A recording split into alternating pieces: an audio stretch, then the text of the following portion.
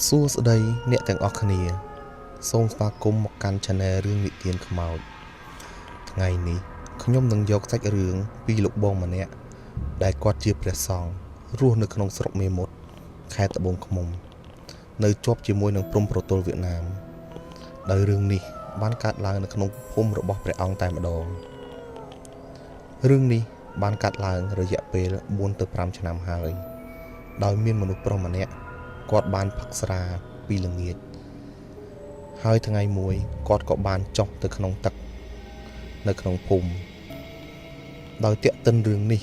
នៅក្នុងភូមិគេតែងនិយាយថាមានដីស្រុតដីស្រូបដោយព្រះអង្គ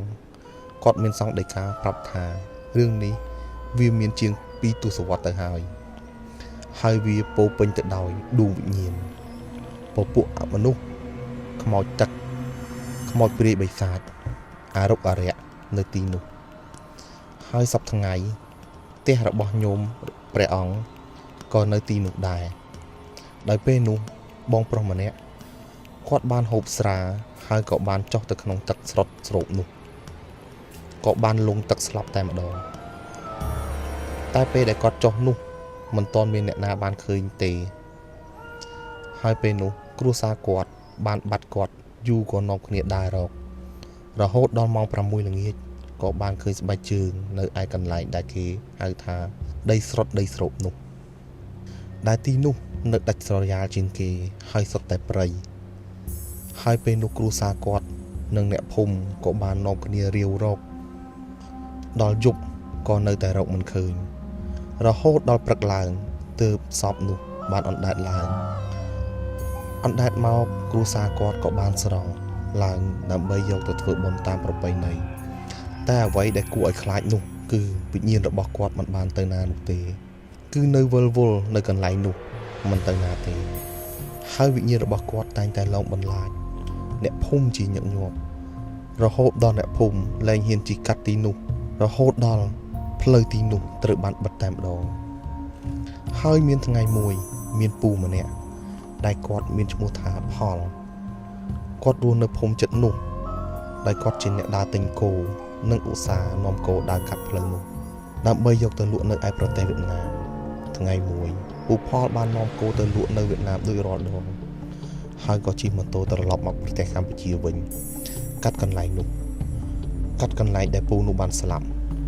ពេលនោះគាត់ក៏ប្រទះឃើញបុរសម្នាក់បានអង្គុយនៅលើស្ពានគាត់ឃើញដូចនេះគាត់ក៏បានជប់ម៉ូតូហើយសួរពូអើយពូទៅណាស្មាននេះហើយមិនបានអត់ទៅផ្ទះនៅអង្គុយទីនេះធ្វើអីស្រាប់តែខ្មោចពូនោះបាននិយាយថាអត់ទាន់ទៅទេនៅចាំមនុស្សម្នាក់ទៀតដល់លឺអញ្ចឹងពូផលគាត់ក៏អត់បានចាប់អារម្មណ៍អ្វីដែរគាត់ក៏បានជិះម៉ូតូទៅស្រាប់តែជិះទៅគាត់ក៏បានឃើញដើមឈើធំមួយនៅកណ្ដាលផ្លូវគាត់ក៏បានជិះកិច្ចដើមឈើនោះហើយធ្លាក់ទៅក្នុងដីស្រុតដីស្រូបនោះតែម្ដងគាត់ភ័យពេកគាត់ក៏បានរត់ហើយរត់ទៀតទៅរកអ្នកភូមិហើយក៏បានប្រាប់អ្នកភូមិថាមានខ្មោចលងនៅឯដីស្រុតដីស្រូបនោះហើយគាត់ក៏ពឹងពាក់ឲ្យអ្នកភូមិនៅទីនោះដើម្បីជូនគាត់មកយកម៉ូតូវិញហើយខ្មោចនេះតែងតែមកលោកបន្លាចគេជារឿយរហូតដល់លែងមានអ្នកហ៊ានជិះកាត់ទីនោះនៅពេលយប់ទៀតនិយាយពីកន្លែងដីស្រុតដីស្រូបនោះព្រះអង្គមានសង្ឃដីកាថាពីដើមឡើយមានពស់ប្រមោចដំរីដែលវារស់នៅក្នុងដីនេះដោយពស់នេះវាបានយកមនុស្សជាច្រើនអ្នកនិងច្រើនគ្រួសារដោយវាធ្វើឲ្យស្រុតផ្ទះចូលទៅក្នុងទីនោះតែម្ដងដល់មានរឿងនេះកើតឡើងវាក៏បង្កើតឲ្យមានជាពពួកខ្មោចទឹកពពួកអមនុស្សនៅទីនោះអញ្ចឹងហើយឲ្យតែមានមនុស្សទៅលេងទីនោះតែងតែស្លាប់ជារៀងរាល់ឆ្នាំហើយប្រជាពលរដ្ឋដែលរស់នៅជិតនោះក៏មានការឈឺស្លាប់ប្រហែល4ទៅ10នាក់បន្ទាប់ពីពូម្នាក់បានលង់ទឹកស្លាប់នោះហើយផ្ទះខ្លះទៀតដែលនៅជិតនោះគឺនៅមិនបានទេដោយពេលខ្លះមានឮសំឡេងមនុស្សគោះទ្វារពេលខ្លះក៏មានមនុស្សយំនៅក្នុងបរិវេណផ្ទះរបស់ពួកគាត់ហើយមានគ្រួសារខ្លះទៀតដែលទ្រាំមិនបានជាមួយនឹង